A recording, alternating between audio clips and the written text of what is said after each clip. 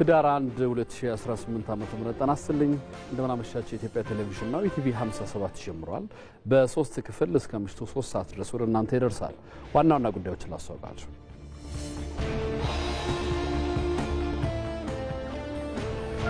ፕሬዝዳንት ታዬ አጽቀሥላሴ ባለፉት ዓመታት መንግስት በሽታን ከመከላከል በዘለለ አክሞ ማዳን ላይ የሰራቸው ስራዎች ውጤታማ መሆናቸውን ተናገሩ።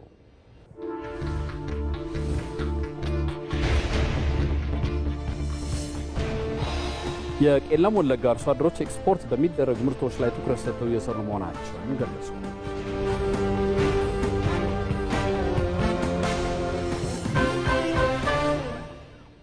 የሩሲያ ውጭ ጉዳይ ሚኒስትር ሰርጌይ ላቭሮቭ የሩሲያ ህጋዊ ጥቅሞች ሳይረጋገጡ ከዩክሬን ጋር ያለው ጦርነት እንደማይቆም ገለጹ።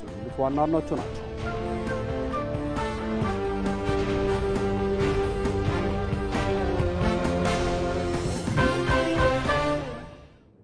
ከዜናዎቹ ጋር አንተነህ ደግፌ ነኝ። አብራችሁን ቆዩ። የሀገር ጉዳይ በመጀመሪያ ዝግጅቱ ታላቁን የባህር በር አጀንዳ ይዞ ይመጣል። አንተ ከምትበላው እኔም አልበላው አብረን አንብላ የሚል ጎረቤት ያንን አክሰስ በሚቆጣጠርበት ሁኔታ የባህር በር መውጫ ያስፈልገኛል፣ ስለዚህ እንነጋገርበት ነው የተባለው። የዚህን የባህር በርን ጉዳይ የሚያነሳ አካል ጦረኛ ተደርጎ የሚወሰድበትን አውድ ስንመለከት ነው የቆየ ነው። ይሄንን ለማስረዳት ወደ ኋላ ትንሽ ማፈግፈግ ያስፈልጋል። እንዴት ባህር በር ኖረን፣ እንዴት ባህር በር አጣን፣ እንዴት ባህር በር ማግኘት እንችላለን ወደሚለው መምጣት ያስፈልጋል። አሰብን ጠቅልሎ ኢትዮጵያን የባህር በር የዘጋበት ሂደት በርዕዮተ ዓለማዊ ግትርነትና መስፈርቶች የታጀበ ነው። እዛ ሰዓት ላይ ይሄንን ውሳኔ የማሳለፍ በውግንናም በውክልናም ስልጣን የላችሁም። ይሄንን አልቀበልም። ለምሳሌ ፈርመዋል። አዎ ለምን ፈረሙ ስንል ግን የሆኑ ነገሮች አሉ። አልፈጣውም የሚለው እሺ፣ የኢትዮጵያ ሀገረ መንግስት የኢትዮጵያ እንደ ሀገር ለኢትዮጵያውያን እንደ ህዝብ ውግንና አልነበረ፣ ሲምፓቲ ኢቭን አልነበራቸው። የሀገር ጉዳይ በቅርብ ቀን በኢትዮጵያ ቴሌቪዥን ይጀምራል። ፕሬዝዳንት ታዬ አጽቀሥላሴ ባለፉት ዓመታት መንግስት በሽታን ከመከላከል በዘለለ አክሞ ማዳን ላይ የሰራቸው ስራዎች ውጤታማ መሆናቸውን ተናገሩ። ጤና ሚኒስቴር በጠቅላይ ሚኒስትር አብይ አህመድ ሐሳብ አመንጭነት ያበለጸገውን ጤንነቴ የሞባይል መተግበሪያን አስመርቋል። መተግበሪያው ዜጎች በቀላሉ ባሉበት ሆነው የጤና አገልግሎት እንዲያገኙ በማድረግ እንግልትን የሚያስቀር ነው።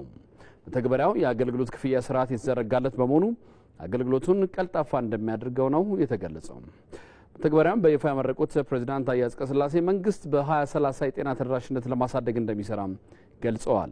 የመንግስት ተቋማትም ህብረተሰቡን አገልጋይ እንዲሆኑ ይሰራል ብለዋል።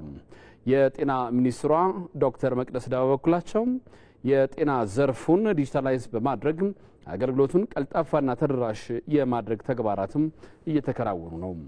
በጤንነቴ የሞባይል መተግበሪያ ምርቃት ላይ የክልል ርዕሰ መስተዳድሮች፣ የአዲስ አበባ ከተማ አስተዳደር ከንቲባ አዳነች አቤቤ፣ የተለያዩ የመንግስት የስራ ኃላፊዎችና የዘርፉ ባለድርሻ አካላትም ተገኝተዋል። ዘገባው የባልደረባችን አልጋነሽ ተካ ነው።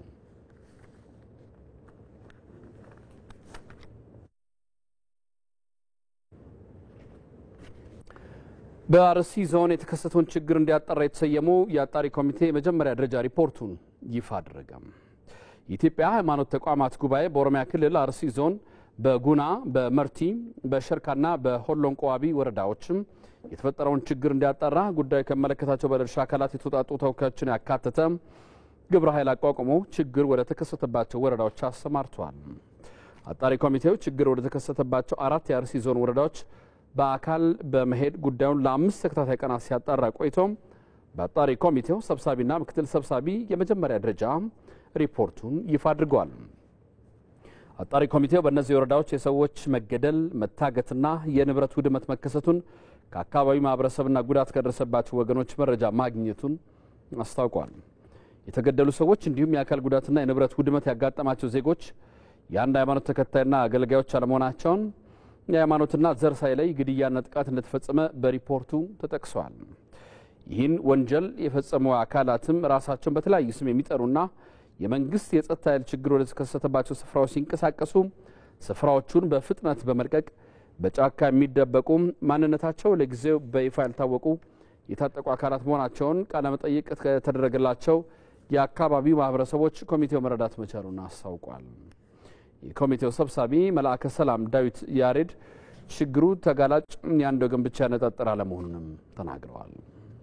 በእነዚህ አራት ዋና መሰረታዊ ጉዳዮች ወይንም ዓላማዎች መነሻ አድርጎ የሚዘጋጅ ነው። እንደምናውቀው አንደኛው በሀገራችን አንዳንድ አካባቢዎች ኦሮሚያንም አማራን ክልልም ሌሎችንም ጨምሮ እየታሉ ያሉ ግጭቶች፣ አለመግባባቶችና መሰል ጉዳዮችን ለማስቆምና ሰላም ለማስፈን የሚደረግ ሁለንተናዊ ጥረትን የማገዝ ነው። ሁለተኛው እነዚህ አለመግባባቶችና ቅራኔዎች በጥበብ በመነጋገርና በውይይት የመፍታት ችሎታንና ልምድን ማሳደግ ወይንም ማዳበር ነው። ሶስተኛው እነዚህ የሀገር ሽማግሌዎችና የሃይማኖት ተቋማት መሪዎች የእርቅና የሰላም መልእክተኞች በመሆናቸው ከፈጣሪና እንዲሁም ከሀገር የተጣለባቸውን ትልቅ አደራ በተግባር እና በታማኝነት በትጋት እንዲወጡ ማገዝ ነው። አራተኛው ህብረተሰቡን ይበልጥ በማቀራረብ የየአካባቢውን ሰላምና አብሮነት በራሱ ተነሳሽነት በኃላፊነት ይጠብቅና ያጎለብት ዘንድ ማነቃቃትና ማበረታታት ነው። አምስተኛው አገር አቀፍ የሰላም ኮንፈረንስ በደቡብ ኢትዮጵያ ክልል አርባ ምንጭ ከተማ እንደሚካሄድ ተገለጸ። አገር አቀፍ የሰላም ኮንፈረንሱ በአርባ ምንጭ ከተማ ህዳር 3 እና 4 ቀን የሚካሄድ መሆኑን የኢትዮጵያ ሃይማኖት ተቋማት ጉባኤ በሰጠው መግለጫ አሳውቋል። የኢትዮጵያ ሃይማኖት ተቋማት ጉባኤ ጠቅላይ ጸሐፊ ሊቀ ትጉሃን ቀሲስ ታጋይ ታደለ እንደገለጹት ከዚህ ቀደም በተለያዩ አካባቢዎች የተካሄዱ የሰላም ኮንፈረንሶች በርካታ ውጤቶች ተገኝቶባቸዋል። የኢትዮጵያ ሃይማኖት ተቋማት ጉባኤ ከደቡብ ኢትዮጵያ ክልል የሃይማኖት ተቋማት ጉባኤ ጋር መተባበር የሚያዘጋጀው አምስተኛው የሰላም ኮንፈረንስም በርካታ ዓላማዎች እንዳሉት ሊቀ ትጉሃን ቀሲስ ታጋይ ታደለ ገልጸዋል።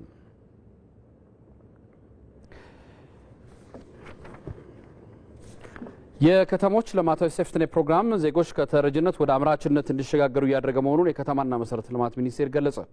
የከተሞች ልማታዊ ሴፍትኔትና ስራ ፕሮጀክት የ2018 በጀት ዓመትም የመጀመሪያ ሩብ ዓመት እቅድ አፈጻጸም ግምገማ መድረክ በቢሸፍቱ እየተካሄደ ይገኛል። የከተማና መሰረተ ልማት ሚኒስትር ዴኤታ ፋንታ ደጀን በከተሞች የሚታየውን ስራ አጥነትና ድህነት ለመቀነስ ከተገበሩ ስራዎች መካከል የከተሞች ልማታዊ ሴፍትኔት ፕሮግራም አንዱ መሆኑን ተናግረዋል።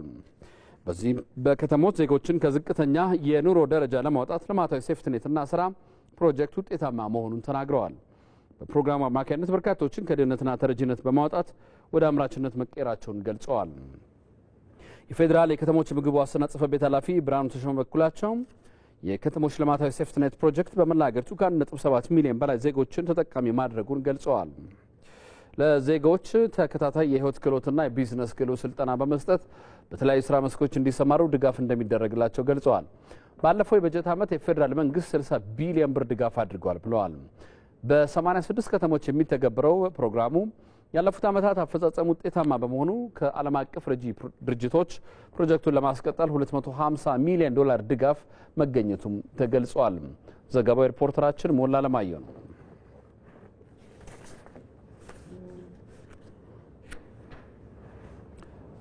ዜጎች ከራስ ጥቅም በላይ ሀገርን በማስቀደም ለሀገራቸው መጻኢ ዕድልና መልካም ገጽታ ግንባታ መስራት እንደሚገባቸው ምሁራን ይገልጻሉ። የሀገር ፍቅር ለጠንካራ ሀገረ መንግስት ግንባታና ለብሔራዊ ጥቅም መከበር የሚኖረው ፋይዳም መሰረተ ብዙ እንደሆነ ይገለጻል። ምንተስኖት ይድማት ጨማሪ ያለው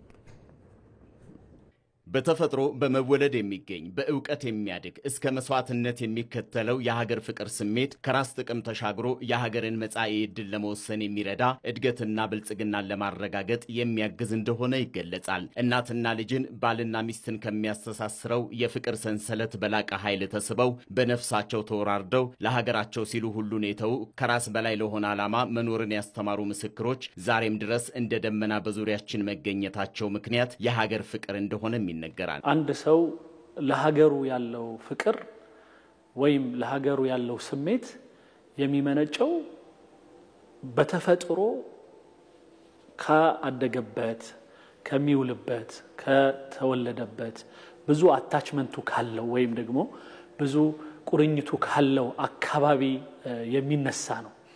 እናም ተፈጥሯዊ ነው። የፓሪስን የተቀማጠለ የስነ ህንጻ ጥበብ ላየ፣ የለንደንን ሰፋፊ ጎዳናዎች ለተመለከተ፣ የአሜሪካንን የታላቅነት ስነ ልቦና ላስተዋለ በተግባር የተገለጠ ሀገርን የመውደድ ኃይል እንዳለ በግልጽ ይነበባል። አፍሪካዊው ኔልሰን ማንዴላ ሲነሳ፣ ማህተመ ጋንዲ ሲታወስ፣ ስለ አብርሃም ሊንከን ሲወራ በሀገር ጥልቅ ፍቅር ጉልበት ሀገራቸውን ቀና ማድረግ የቻሉ የበለጸገ ኢኮኖሚ ባለቤት የሆኑ የሌሎች ሀገራት ህዝቦችም ሀገራቸውን መውደዳቸው ለብልጽግናቸው መሰረት እንደሆናቸው የታሪክ መዛግብት ያወሳሉ። ይህ ፍቅር ከራስ ጥቅም በላይ ተሻግሮ የሚሄድ የሀገርን ጉዳይ ወደ ድርድር ጠረጴዛ የማይጋብዝ እንደሆነ ይነገራል። ይህ ሀገር ውስጥ ያለን እኛ ማህበረሰቦች በሙሉ ምንም አይነት አቋም ይኑረን ከሃይማኖት ጋር በተያያዘ፣ ምንም አይነት አቋም ይኑረን ከፖለቲካ ጋር በተያያዘ፣ ምንም አይነት አቋም ይኑረን ከጎሳ ከመሳሰሉት ነገሮች ጋር በተያያዘ፣ ነገር ግን ይህ እኛ የቆምንበት ሀገር ቢባለው ግን ምሰሶውን፣ ጣራውን፣ ግርግዳውን ወይም እነዚህ መሰረት የሚባሉ ነገሮችን የሚንዱ ነገሮችና ወይም ደግሞ እነዛን ነገሮች የሚነኩ ነገሮች ላይ ግን በፍጹም አንደራደርም።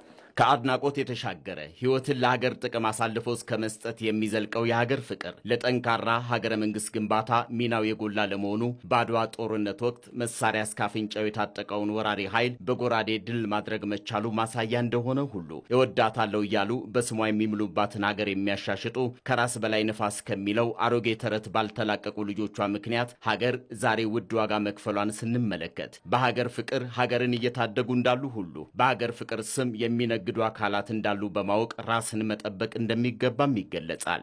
ሰዎች የሀገር ፍቅራቸውን የሚገልጹበት አግባብ አንደኛ የእውነተኛ ፍቅር ላይ የተመሰረተ መሆን አለበት። ነገር ግን ደግሞ በጣም የውሸት መሆኑን የምናቅበት ነገር ግን ብዙ ጊዜ ደም የሚከፈልበት፣ ላብ የሚከፈልበት፣ መስዋዕት የሚከፈልበት ወይም ገንዘብ የሚከፈልበት የሆነው ቦታ ላይ አታያቸውም። በሀገር ጉዳይ ላይ ማህበራዊ በሆኑ ወይም ደግሞ የጋራ ጥቅም ላይ እና የብሔራዊ ጥቅም በሆነው ጉዳይ ላይ ገንዘብም ላብም ደምም ሲያዋጡ አታይም። ለሀገር ስንል እውነተኛ ፍቅርን የምንገልጽበት ሁኔታ ትክክል ነው ወይስ የግል ጉዳያችንን እያስቀደመን ሀገርን የሚጎዳም ነገር አንዳንዴ እናደርጋለን? ኢትዮጵያውያን ለሀገራቸው ያላቸውን ፍቅር ከዜማ ባሻገር በስራ በመግለጥ ለህዝብና ለሀገር ቅድሚያ የሚሰጡ ተግባራት ተጠናክረው መቀጠላቸው ሁለንተናዊ ብልጽግናን ለማረጋገጥ ከጊዜ ወደ ጊዜ በተሰማራንበት መስክ ሁሉ ታማኝ መሆንን የሚጠይቅ የዘመኑ አርበኝነት አንዱ መገለጫ እንደሆነ ይጠቀሳል። ኢትዮጵያ ውስጥ ህብረተሰቡን የሀገር ፍቅር በስራ እንደሚተረጎም እና በስራ የሚለካ መሆኑን እያሳየን ይመስለኛል አሁን ያለው መንግስት። ስለዚህ በፊት ያለው ፍቅር የሚለው ነገር ከዘፈን የማያልፈው የሀገር ፍቅር ሂደት አሁን ላይ በተግባርም መግለጽ መቻል አለብን። በእያንዳንዱ በመናደርጋቸው እንቅስቃሴዎች መገለጽ አለበት። እውነተኛ የኢትዮጵያ ልጆችን ልብ ያስተሳሰረው ጥልቅ የሀገር ፍቅር ስሜት ሀገር ካጋጠማት ችግር በላይ ከፍ ብላ እንድትታይ ያስቻለ ምንም አይነት ፈተና ለመጋፈጥ የሚረዳ ኃይል እንደሆናት ይነገራል። ኢትዮጵያ ብሔራዊ ጥቅሟን አስጠብቃ ለመሄድ በምታደርገው ጥረት ውስጥ ግንባር ቀደም ሚና የባህር በር ጥያቄ መሆን አለበት ሲሉም በኢቲቪ ዳጉ ውይይት ያደረጉ ምሁራን ገልጸዋል። ኢትዮጵያ ብሔራዊ ጥቅምን አስጠብቃ ለመሄድ ከሁሉም ጊዜ በላይ የሁሉም ዜጎች ቁርጠኝነትን ትሻለች ብለዋል።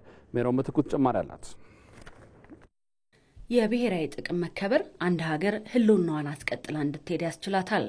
የውጭ ጉዳይ ፖሊሲ፣ የወታደራዊ አቅም፣ የግዛትና የሉዓላዊነት አቅምም ድርድርና ጥያቄ ውስጥ ሳይገባ በነጻነት እንድትጓዝ ያስችላታል። ኢትዮጵያ አሁን ላይ ብሔራዊ ጥቅምን አስከብራ ለመሄድ በምታደርገው ጥረት የውስጥና የውጭ ተግዳሮቶች ተጋርጠውባታል። ይህንን ተቋቁሞ ማለፍ መቻል ደግሞ ለብሔራዊ ጥቅም መከበር ዋነኛ ጉዳይ ነው ሲሉ በኢቢሲ ዳጉ ፕሮግራም ላይ ቀርበው ውይይት ያደረጉ ምሁራን ገልጸዋል። ሀገራችንን ህዝብ አለ፣ የራሱ ዲፋይንድ የሆነ ጂኦግራፊካል ቴሪቶሪ ያለው ከውስጥና ከውጪ የሚደርስባትን ጥቃት ማስመከት፣ ሰላምን ማስጠበቅ ደግሞ ከእድገት ጋር የተቆራኘ ነው። እድገት ሰላም ከሌለ እድገት የለም።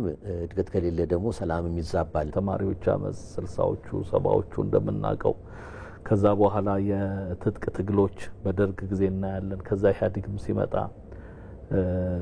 ብዙ የጸጥታ ችግሮች፣ እነዚህ ሁሉ ተጠረቃቅመው የመጣ የችግር ሌጋሲ አለ። የችግር ፈተና አለብን። እነዚህን ነገሮች እንግዲህ ለመቅረፍ የሚረዱ በጣም ብዙ ነገሮች መስራት አለብን። ከነዛ ውስጥ አንዱ የፖለቲካ ባህላችን ቅድም እንደተባለው ትክክል መሆን አለበት፣ መደማመጥ መቻል አለብን። ረዳት ፕሮፌሰር ተመስገን ቱራም በነበራቸው ቆይታ ኢትዮጵያ ብሔራዊ ጥቅሟን አስከብራ ለመሻገር የተጀመረው ሀገራዊ ምክክር ኮሚሽን ስራ ተጠናክሮ ሊቀጥል ይገባዋል ብለዋል። ሀገራዊ ምክክር የሚባለው ነገርም እንደው ከጅምሩ ያው ብዙ ችግሮች ተግዳሮቶች ቢኖሩትም እንደ ሀገር ግን በአንድ ወንበር ተነጋግሮ ስለ ሀገሩ ስለ ልማቱ ስለ ቀጣይ አቅጣጫ መነጋገር የሚያስችል ነው። እኔም በበኩሌ በተለየ ጊዜ እየተሳተፍኩ ነው ያለሁትና እሱን ማጠናከር ሰዎች ሀሳባቸውን ወደ ጠረጴዛ አምጥቶ የሚነጋገሩበት የሚወያዩበት ሀሳባቸውን የሚያፈልቁበት ነጻነት መኖር አለበት። ኢትዮጵያ ብሔራዊ ጥቅሟን ለማስጠበቅ በምታደርገው ጥረት ውስጥ አንዱ የባህር በር ባለቤት መሆን ነው። ይህንን ለማስመለስ ባጠረ ጊዜ ውስጥ ጥያቄዎች ምላሽ እንዲያገኙ መስራት የሁሉም የቤት ስራ ነው ያሉት ደግሞ ዶክተር ጌትዬ ትርፌ ናቸው። ግስትና ቻይነት እስከመቼ ነው? ቅድም ፕሮፌሰር ያሉትን ነገር ስለምቃወም ነው። የምንችለው ከዚህ በኋላ እስከመቼ ነው? መመለስ ያለበት ሀገር ጥያቄያችን መመለስ አለበት። ጫና ማድረግ ያለበት አህጉር ማድረግ አለበት። ቀጣናው ማድረግ አለበት። ዓለም ማድረግ አለበት። ካላደረገ ከዚህ በኋላ ስንት ዓመት ነው የምንቆጥረው? እንዲህ አይነት ጥያቄ ድርድር መግባት የለበት። እኛ የዲፕሎማሲ ልዕልና እንጫወት ስንል ዓለም እንዲቀበለው ነው። እኛ የዲፕሎማሲ ልዕልና እንጫወት ስንል ጎረቤት ሀገሮች ላይ ጫና የሚያደርጉ ሀገሮች ለ3 ለ4 መንግስታት ለማስደሰት የሚንቀሳቀሱ የየሀገራት መንግስት ስላሉ ነው። መንግስታት ደግሞ የኢትዮጵያን ጥያቄ ዋስትና ሊሰጡ አይችሉም። ሊወርዱ ይችላሉ። እዛ ያሉ መንግስታት ሀገራትን ዋጋ ነው ሊሰጡ፣ ዓለም ነው ዋጋ ሊሰጥ ይችላል። ዋናው ነገር በዚህ ደረጃ እኔ የጊዜው ጉዳይ ጊዜ በዘገየ ቁጥር ዋጋ ያስከፍላል። ኢትዮጵያ ብሔራዊ ጥቅሞቿን አስጠብቃ ለመሄድ በምታደርገው ጥረቶች ውስጥ የሰጥቶ መቀበል መርህን አበክራ ልትከተል ይገባል ሲሉ ምሁራኑ መልእክታቸውን አስተላልፈዋል። በኢትዮጵያ የሀሳብ ልዩነትን በጠመንጃ አፈሙዝ ለመፍታት መሞከር እንደ ሀገር ብዙ ዋጋ አስከፍሏል። ልዩነትን አቻችለው ከራስ በላይ የሀገርን ብሔራዊ ጥቅምን አስቀድመው በጠረጴዛ ዙሪያ መወያየት ብቸኛ አማራጭ እንደሆነም ይታመናል። መስከረም ቸርነት በዚህ ጉዳይ ላይ ያሰናዳችው ዘገባ አለ። በታሪክና በባህል የገዘፈ ታሪክ ያላት ኢትዮጵያ ለዓመታት የሀሳብ ልዩነትን በጠመንጃ አፈሙዝ ለመፍታት በሚደረግ ጥረት ሀገሪቱና ሕዝቧ ብዙ ዋጋ ከፍለዋል። የሀሳብ ልዩነት ተፈጥሯዊ ነው። ነገር ግን ልዩነቱን ለመፍታት የሚወሰደው አማራጭ ውጤቱን ይቀይራል። በኢትዮጵያም ባለፉት ዓመታት የሀሳብ አሊያም የፖለቲካ ልዩነቶችን በጠመንጃ አፈሙዝ ለመፍታት በሚደረገው ጥረት ዜጎች የህይወት ዋጋ ገብረዋል፣ ተሰደዋል፣ ሀብትና ንብረታቸው ወድሟል። ወደ ኋላ መለስ ብለን ከ1850 በኛ አቆጣጠር ወይም ከዛም ቀደም ብሎ ያለውን ከዘመነ መሳፍንት ዘመን ጀምሮ የነበረው ሂደት አለ። አፄ ቴዎድሮስ ወደ ስልጣን ሲመጡ የነበረው የውስጥ ሽኩቻ አለ። ከአፄ ዮሐንስም በኋላ አፄ ምኒልክም እንደዚሁም ደግሞ በአፄ ኃይለ ሥላሴ ስርዓትም ነፍጥን አንስቶ ወደ ቆላ ወደ በረሃ የወረዱ ትጥቅ ትግል ሲያደርጉ የነበሩ የተለያዩ ክፍሎች እንደነበሩ እናያለን። ለምሳሌ አሁን በኤርትራ ያለውን የሻዕቢያን ጨምሮ በኋላም የነበረው የህወሓት የትጥቅ ትግልን ሌሎችም ደግሞ በብሔር የተደራጁ ነፃ አውጪ ኃይሎች የነበሩበትን እንመለከታለን። ያም ነገር በሂደት በደርግ ዘመንም ቀጥሎ ለ17 ዓመታት ሙሉ እረፍት አልባ ጦርነቶችን ያሳለፍንበት ጊዜ እንደነበር እናያለን። አሁንም ድረስ ሀገራችን ያለችበት ሁኔታ ይታወቃልና ግጭቶች አልተለዩንም ማለት ነው። አሁን ላይ የበለጸጉ ብለን የምንላቸው ሀገራት በአንድ ወቅት ባሳለፉት ግጭትና ጦርነት ትምህርት ወስደው ዛሬ ላይ ውይይት ብቸኛው መፍትሄ አድርገው ፊታቸውን ወደ ሀገራቸው ሁለንተና እድገት አዙረዋል። አሁን የምናያቸው ለምሳሌ ስካንዲኔቪያንስ ኖርዌይ፣ ፊንላንድ፣ ስዊድን፣ ዴንማርክ የመሳሰሉ ሀገራትን ስንመለከት እነዚህም ለበርካታ ዓመታት በርስ በርስ ጦርነት ወይም ከጎረቤት ጋር ሲዋጉ የነበሩ ናቸው። ዛሬ ስናያቸው በጣም ያደጉ የለሙ ለዜጎቻቸው ምቹ የሆነ የፖለቲካ አውድ እንደገና ደግሞ የኢኮኖሚ እድገቶችንም የዘረጉ ናቸውና ከነዚህም ሀገራተኛ ትምህርት ልንቀስም ይገባል። በኢትዮጵያ የኔ ሀሳብ ብቻ ልክ ነው በሚል እሳቤ ጦር መማዘዙ የሀገሪቱን እድገት ጎትቷል፣ የዜጎችን ህይወትም ነጥቋል። በጦርነት የሚጸና ሰላም የለምና ሀሳብን በሀሳብ የበላይነት መርታት፣ በልዩነት ውስጥ በጋራ ለማደግ መስራት ጊዜው የሚጠይቀው አማራጭ የሌለው መፍትሄ ነው። በጎ ያልሆኑ ክፉ ነገሮች በሙሉ ያየንበት ነው። ስለዚህ ከዛ መውጣት ይኖርብናል።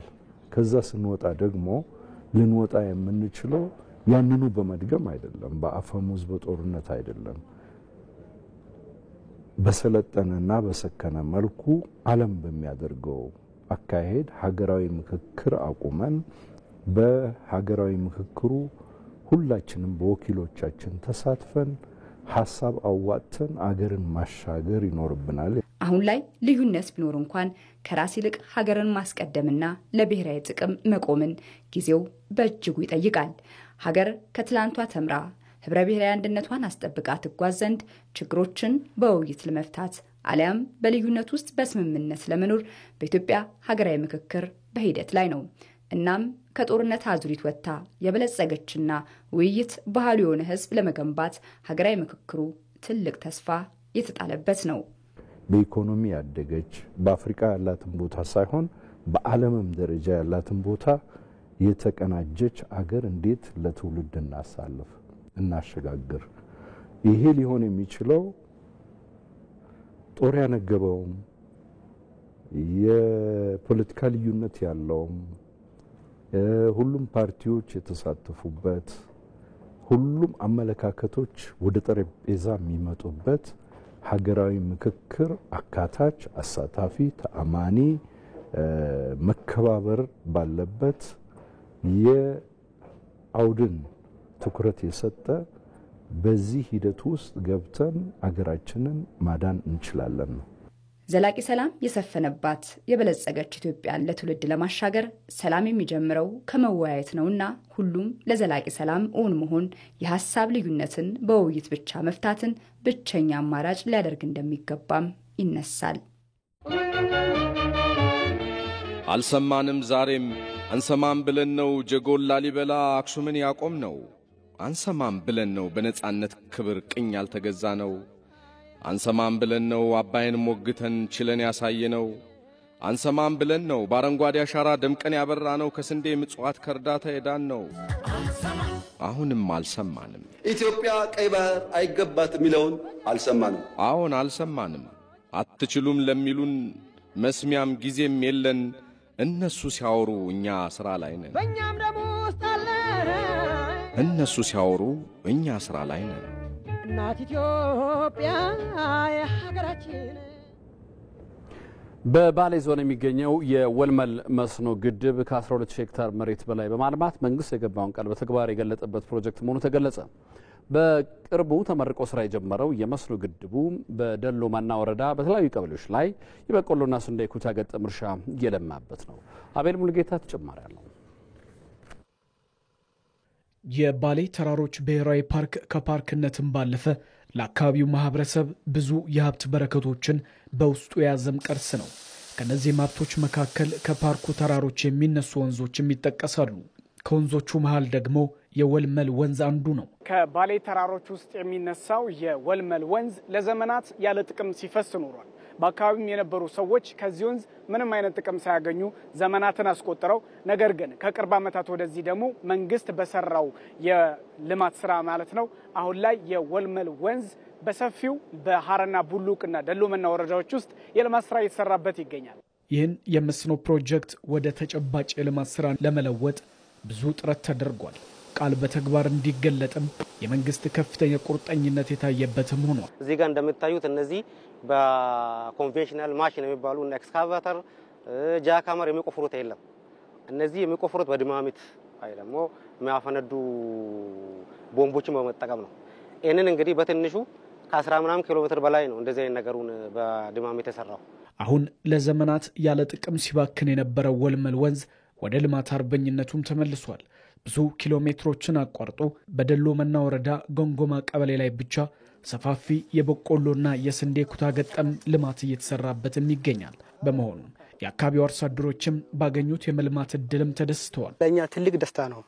ከዚህ በፊት በምኞት ደረጃ እንጂ ሰርተን እንደዚህ ፍሬ አይተንም አናቅም። 1 ሄክታር ደግሞ እንደዚህ ዘርቶ 1 ሄክታር ባለቤት ሰብል የሆነ ሰው የለም ከኔ ጭምር ማለት ነው። ዛሬ ይሄን 1 ሄክታር ሙሉ በቆሎ ይዘን በማየታችን በጣም ትልቅ ደስታ ነው እና ትልቅ ተስፋ ነው የሰጠን። ከሌሳ ማን ጅራታና ነው ከና ትናንት የኛ አካባቢ ሰው ኑሮ አርብቶ አደር ነበር። እርሻም ብዙ አይታወቅም። ቆላማ አካባቢ ስለሆነ ከብቶችና ግመሎች ነው ይውሉበት የነበረው። አሁን በመንግስታችን ባገኘነው እድል ትልቅ ተስፋን አግኝተናል። ድሮ ዝናብ ወይም ይዘንባል አለያም ይጠፋል። አሁን ከዝናብ እጥረት ወጥተናል። ህዝቡም እንዲለወጥና ከድህነት እንዲወጣ መንግስት ላደረገው ነገር እናመሰግናለን። አከዩም ወራባ አካ አባ ቀቤናታው ሞቱማን አገለቶሙ ጀልሲ ከና አኒ አካ ማታከየቲ ዋን ጉዳይ ፍለዳ ከቢያት ከናቲ አከገንደ ከኛቴቹ ይህንን መስኖ እንደኔም እንደ ቀበሌያችንም በጣም ትልቅ ነገር አድርጌ ነው የማየው። እኛ ጋር በመድረሱ ትልቅ እድል ነው። ድሮ ዘርተን ዝናብ ስንጠብቅ ይቀርና እህሉም ቀንጭሮ ይጠፋል። አሁን ግን ዘርተን ውሃ እናጠጣለን፣ ማዳበሪያም እንጠቀማለን። ኦባስኔ ሴረም ቢቅልቺኔ ጣውስ ወንጅሩ ማራት ጎኔ ሴረም ቢቅልቺኔ ኦባሳ ጅራች በወልመል መስኖ ግድብ በደሎ መና ወረዳ ብቻ አሁን ላይ ከ9000 ሄክታር በላይ መሬት በተለያየ ሰብልም ተሸፍኖበታል። አሁን ግድቡ ከጀመረ በኋላ በቆሎ ሰፊ መሬት ተዘርቷል። ቢያንስ ከ600 ሄክታር በላይ ነው በቆሎ ብቻ የተዘራው። የቀረው መሬት እንዳለ መስኖ አሁን እያለቀ ስለሆነ እንዳለ ተዘርቷል። አሁን ሙሉ በሙሉ ቢያንስ ስንዴ ብቻ ከ1800 ሄክታር ነው እንደዚህ እዚህ ቀበሌ ውስጥ ብቻ የተዘራው። በአጠቃላይ 9000 ምናምን ሄክታሩ ተዘርቶበታል። አሁን የወልመል የመስኖ ግድብ ከፍተኛ ቁጥር ያለውን የአካባቢው ማህበረሰብ ከተረጅነት የሚያወጣ የልማት ስራ እንደሆነም ተነስቷል። ቢያንስ ወደ 22940 ሰው በሴፍትኔት ራሱ ድጋፍ የሚያገኝበት ወረዳ ነበር። አሁን ግን በመንግስት እቅድም ከዚህ በኋላ በድጋፍ መኖር የለብንም እንደገሪቱ ራሱ የኛ ህዝብም ይሄን አቋም አለው። የወልመል ግድብ ከ20 ሺህ በላይ አባወራን ተጠቃሚ የሚያደርግ ሲሆን የመስኖ ግድቡ አቋርጦ የሚያልፍበት የሐረና ቡሉቅ ወረዳ ሻዌ ቀበሌን ተጠቃሚ እንዲሆንም ተደርጓልም ተብሏል። በአጠቃላይ የወልመል መስኖ ግድብ ከ12000 ሄክታር መሬት በላይ በማልማት ላይ ይገኛል። የቄለም ወለጋ አርሶ አደሮች ኤክስፖርት በሚደረጉ ምርቶች ላይ ትኩረት ሰጥተው እየሰሩ መሆናቸውን ገለጹ። ዘንድሮ በላሎ ቅሌ ወረዳ በ14000 ሄክታር መሬት ላይ የሩዝ ምርት የተዘራ መሆኑን የወረዳው ግብርና ጽሕፈት ቤት አስታውቋል። የቄለም ወለጋ ዞን ኮሚኒኬሽን ጽሕፈት ቤት ዘገባን ፍሬው ተረታ ታቀርባለች። ወደ ውጪ የሚላኩ የግብርና ምርቶችን ከሚያመርቱ አካባቢዎች አንዱ ነው የቄለም ወለጋ ዞን። በዞኑ የሲዳ ጫንቃና ላሎ ቅሌ ወረዳ ነዋሪዎች እንደ ሩዝ፣ ሰሊጥ ያሉ ለኤክስፖርት የሚውሉ ምርቶች ላይ ትኩረት ሰጥተው በመስራታቸው ኢኮኖሚያቸውን እንዳሻሻሉ ይናገራሉ። ኛተከኛ ለደር ቢጉርጉርታቲ ከቤተሰብ የምግብ ፍጆታ አልፈን ለገበያ መዋል በመጀመራችን በጣም ደስተኞች ነን። ለወደፊት ደግሞ በክላስተር በማረስ ለውጭ ገበያ ለማቅረብ እየሰራን ነው። ካቻምና ከሌላ ቦታ ልምድ እንድንቀስም ተደርጎ ነበር። በዚህ መሰረት የባለፈው ዓመት ውጤት ጥሩ ነበር። የዘንድሮ ደግሞ እጅግ በጣም ጥሩ ይሆናል ብለን እንጠብቃለን። ቀጣይ ዓመት ለውጭ ገበያ ለማቅረብ ነው የማስበው። የኑሮ ሁኔታችን ከባለፉት ዓመታት አንጻር በጣም ለውጥ አለን። የተሻለ ኑሮ መኖር ችለናል። የላሎ ቅሌ ወረዳ ምክትል አስተዳዳሪና የግብርና ጽሕፈት ቤት ኃላፊ አቶ ጫሊ ታሲሳ ዘንድሮ ከ14000 ሄክታር በላይ መሬት ላይ የሩዝ ምርት የተዘራ መሆኑንና ከ500,000 ኩንታል በላይ ምርት እንደሚጠብቁም ገልጸዋል። ካና ከናት ሩዚ ከይኑ ከሮርፈን ሩዚ ሄክታር አቁሞ እንደ ወረዳ ዘንድሮ ከ14348 ሄክታር ላይ 573000 ኩንታል ምርት እናገኛለን ብለን እንጠብቃለን። በመንግስት እንደተያዘው ኢኒሼቲቭ መሰረት ለኢንዱስትሪ ግብዓት የሚሆኑ ምርቶች ላይ ትኩረት አድርገን እየሰራን ነው። የቄለም ወለጋ ዞን የግብርና ጽሕፈት ቤት ኃላፊ አቶ ሙላቱ ዋግጅራ በዞኑ ለኤክስፖርት የሚውሉ የግብርና ምርቶች በብዛትና በጥራት እየተመረቱ መሆናቸውን ይገልጻሉ። ቆናን ቡላን ካምባራ ደርቤራ ባራከና ጅጅረም ይሩ በአርሶ አደሩ ዘንድ ያለውን ለውጥ ብንመለከት ከበፊቱ በተሻለ ዘንድሮ አርሶ አደሩ በስፋት ወደዚህ ስራ ገብቶ እየሰራ ነው። ሰሊጥ ከ31000 ሄክታር በላይ መሬት ዘርተናል። ኦቾሎኒ ከ10000 ሄክታር በላይ፣ ሩዝ ከ100000 ሄክታር በላይ ዘርተናል። በአጠቃላይ 11 የሚሆኑ አዝርቶችን በ300051 በላይ ሄክታር ላይ መዝራት ችለናል። 14 ሚሊዮን ኩንታል እህል በዚህ ዓመት እንደ ዞን ለመሰብሰብ አቅደናል። እርሻ ለገበያ በሚል እሳቤ በትኩረት እየሰራ እንገኛለን። የኦሮሚያ ንግድ ቢሮ ምክትል ኃላፊ አቶ አጥናፉ ደምሴ በበኩላቸው በቄለም ወለጋ ዞን እየተመረቱ ያሉ የኤክስፖርት ምርቶች በግብርናው ዘርፍ መንግስት ያስቀመጣቸውን ግቦች ለማሳካት ከፍተኛ አስተዋጽኦ እንዳላቸው ገልጸዋል። ሩዚ ባልናን ኦምሸሜ ጅራ ሰሊጥን በልና እንደ ኦሮሚያ ሩዝ፣ ሰሊጥ እንዲሁም በቆሎ በስፋት እያመረትን እንገኛለን። ይህን እንቅስቃሴ ባለሀብቱ ቢደግፈን የምግብ ዋስትናን የማረጋገጥ የስራ ዕድል ከመፍጠር አልፈን ተኪ ምርቶችን በማምረት ዓለም አቀፍ ተወዳዳሪ ለመሆን የተያዘውን እቅድ በቅርብ ጊዜ ማሳካት እንችላለን። ይህን እንቅስቃሴ ባለሀብቱ እንዲደግፈው ጥሪ ቀርበዋል። የውሃና ኢነርጂ ሚኒስቴር በአዋሽ ተፋሰስ በዘላቂነት የጎርፍ አደጋ ስጋት ለማስቀረት ያከናወነውን አጠቃላይ ተፋሰሱን ያካተተ የጥናት ውጤት ላይ ውይይት አካሂዷል። በአዋሽ ተፋሰስ ላይ ከዚህ ቀደም በአካባቢ የሚገኙ የማህበረሰብ ክፍሎችን ለተለያዩ ችግሮች ሲዳርጉ እንደነበር በመድረኩ ላይ ተገልጿል። ከነዚህ መካከል በአዋሽ ወንዝ ተፋሰስ ሳቢያ በተለይ በአፋር አካባቢ የተለያዩ ማሳዎች ውድመት ወደ 300,000 ገደማ የሚጠጉ ዜጎች መፈናቀልና የተለያዩ ንብረቶች ውድመቶች መከሰታቸውንም ሚኒስቴሩ አስታውቋል። አዲሱ ጥናት ከዚህ ቀደም የነበሩ ጥናቶችንና አፈጻጸማቸውን አስመልክቶ የነበሩትን ክፍተቶችም የለየ መሆኑን በመድረኩ ላይ ተገልጿል። እነዚህና መሰል ችግሮችን ለመቅረፍም አዲስ ጥናት የተካሄደ ሲሆን ጥናቱ በተፋሰሱ አካባቢዎች እያደረሰ የሚገኙን ችግሮች በዘላቂነት ለመቅረፍ ያለመ መሆኑ ተገልጿል።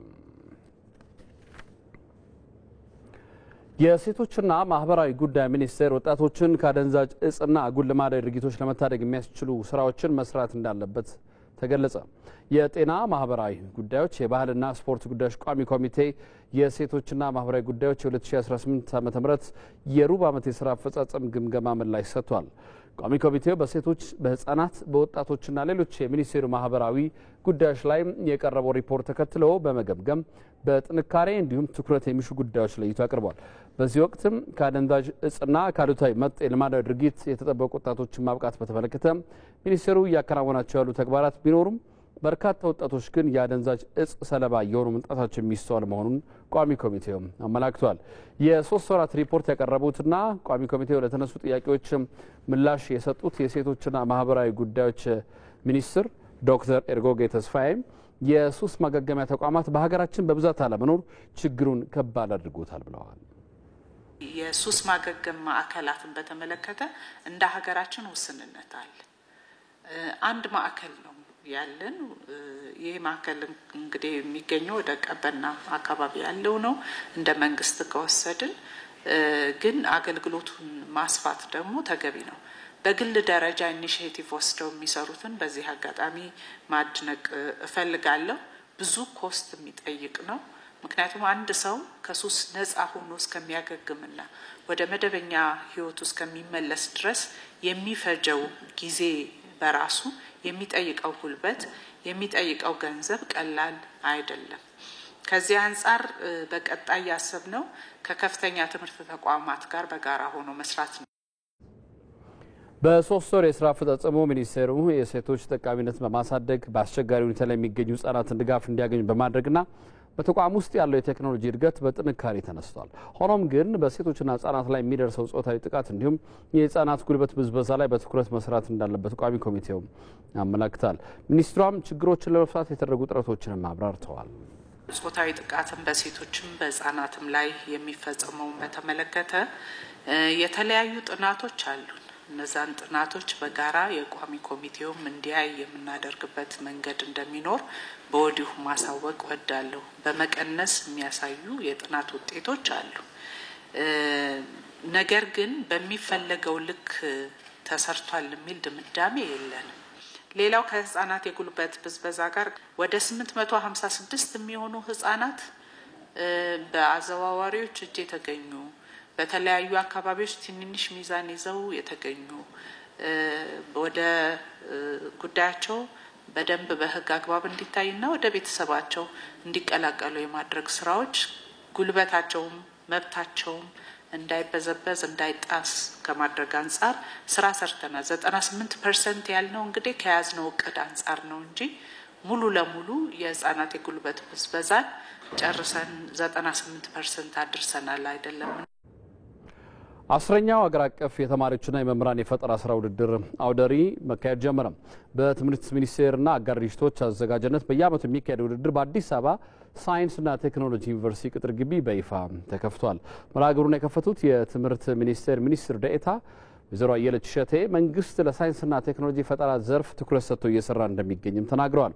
የዓለም የሳይንስ ቀንን አስመልክቶ እየተካሄደ የሚገኘው የፈጠራ ስራ ውድድርና አውደ ርዕይ በክህሎትና በእውቀት የዳበረ ችግር ፈቺ ትውልድን ለማፍራት አጋዥ እንደሆነም ተገልጿል። በዘንድሮ ውድድር ከመላው ኢትዮጵያ የተውጣጡ 138 ፕሮጀክቶች በመምህራን ተማሪዎችና በስቲም ማዕከላት አማካኝነት የቀረቡ ሲሆን እስከ ህዳር 5 ቀን 2018 ድረስ ስራዎቹ የሚዳኙ እንደሆነም ተጠቁሟል። ዘገባው የባልደረባችን መሐመድ ራመቶ ነው።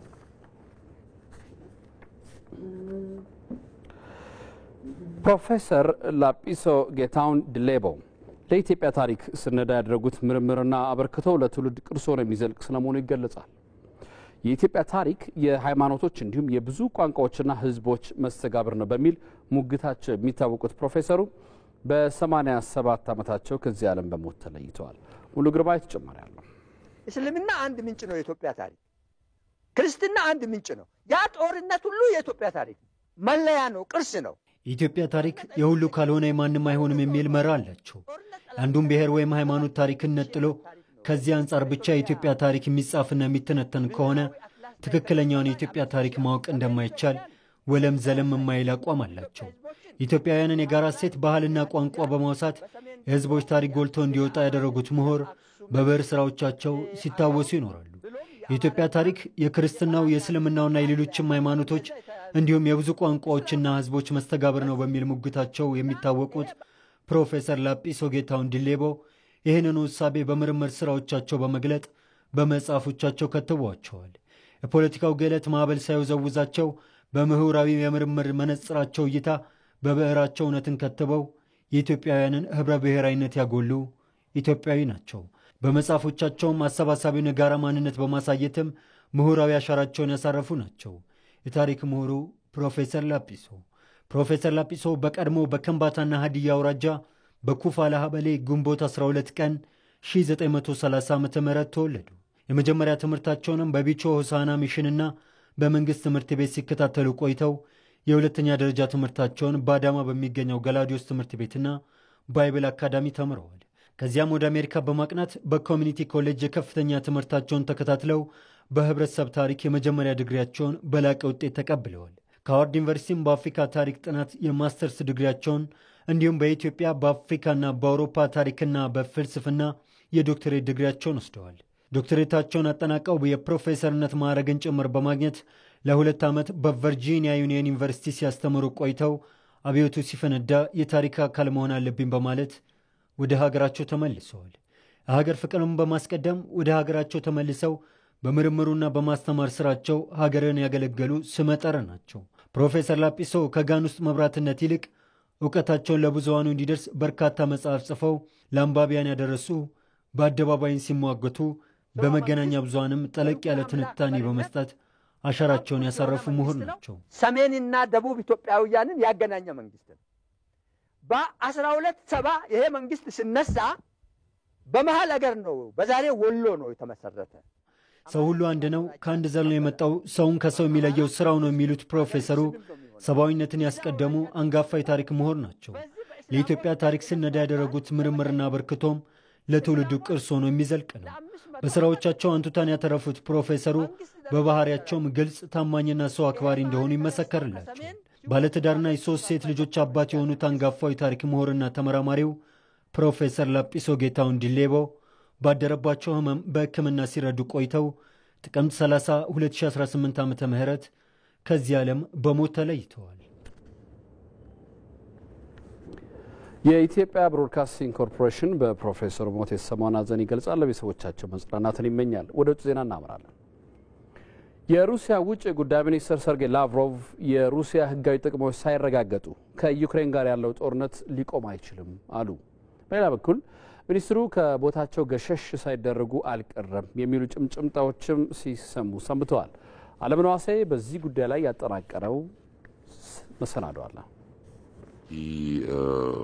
ለ10 ዓመታት የሩሲያ የዲፕሎማሲ ራስ ሆነው የቆዩት ነባሩ ዲፕሎማት ሰርጌይ ላቭሮቭ አሉባልታውን ያስነሳባቸው በባለፈው ሮብ የሩሲያ ብሔራዊ ደህንነት ምክር ቤት ስብሰባ ላይ ባለመገኘታቸውና ከ12 ቀን በኋላ ህዳር 13 በደቡብ አፍሪቃ ጆሃንስበርግ በሚጀመረው የመሪዎች ስብሰባ ላይ የሚካፈለውን የሩሲያ የልዑካን ቡድን እንደማይመሩ መታወቁ ነበረ። በዚህም የተነሳ የፊታችን መጋቢት ወር 75ኛ ዓመታቸውን የሚይዙት አንጋፋውና ስመጥር ዲፕሎማት ሰርጌይ ላቭሮቭ በባለፈው ጊዜ የትራምፕ ፑቲን የታቀደ የቡዳፔስት ስብሰባን ለማቀናጀት ከአሜሪካ ያቻቸው ማርኮ ሩቢዮ ጋር በስልክ ባወሩበት ወቅት ያበላሹት ነገር ሳይኖር እንዳልቀረና ይህም በተራው በፕሬዝደንት ቭላዲሚር ፑቲን ወደ ጎን እንዲጎሰሙ ሳያደርጋቸው አልቀረም በሚል ታምኖ ነበረ። በእርግጥ ሁለቱ ውጭ ጉዳይ ሚኒስትሮች በቡዳፔስቱ የታቀደ ስብሰባ ላይ ሁለቱ መሪዎች አንዳች የጋራ ውል ሊያደርሳቸው የሚችል የጋራ አጀንዳ ፍለጋ ያደረጉት ውይይት ተስፋ አስቆራጭ በመሆኑ ፕሬዝደንት ትራምፕ የሚያጓጓ ነገር የለውም በማለት ስብሰባውን መሰረዛቸው አይዘነጋም። የብሔራዊ ደህንነት ምክር ቤት ሊቀመንበር ፕሬዝደንት ቭላዲሚር ፑቲን በመሩት የረቡዕ ስብሰባ ሩሲያ የፕሬዝደንት ትራምፕን የኒውክሌር መሳሪያ ሙከራ ይቀጥል ውሳኔን ተከትሎም ያለውን ተጨባጭ ሁኔታ በማጥናትና በመተንተን ሀገሪቱ የራሷን የኒውክሌር ግንባታና ሙከራ መጀመር የምትችልበት ሁኔታ እንዲጤን ያስገነዘበ ስብሰባ ነበረ። ውጭ ጉዳይ ሚኒስትር ላቭሮቭ ደግሞ የምክር ቤቱ ቋሚ አባል እንደመሆናቸው በዚህ ዕለት አለመገኘታቸው የተጠበቀ አልነበረም። ከዚህ ሁሉ በኋላ ትናንት እሁድ አርአኤ ኖቮስቲ ለተሰኘው የሩሲያ ዜና አገልግሎት ቃለ ምልልስ በመስጠት በነባሩ ቦታቸው ላይ መጽናታቸውን ያረጋገጡት ውጭ ጉዳይ ሚኒስትር ሰርጌይ ላቭሮቭ የሩሲያን ሕጋዊ ጥቅሞችና የግጭቱን ሥረ መሠረት ሳይፈቱ ጦርነቱን ለመፍታት እንደማይቻል አስገንዝበዋል። ከአሜሪካ ጋር የሚደረገው ውይይትም እኛ በፈለግነው ፍጥነት ባይጓዝም እየተካሄደ ነው ሲሉ ገልጸው ከአሜሪካዊ አቻቸው ማርኮ ሩቢዮ ጋር በአካል ተገናኝተው ለመነጋገር ዝግጁ መሆናቸውን አስታውቀዋል። ቫሪያንት очередной встречи ከኢትዮጵያ ቴሌቪዥን ኢቲቪ 57 ይቀጥላል። ከጥቂት ደቂቃዎች በኋላ ስፖርትና ቢዝነስን ይዘን እንመለሳለን። አብራችን ቆዩ።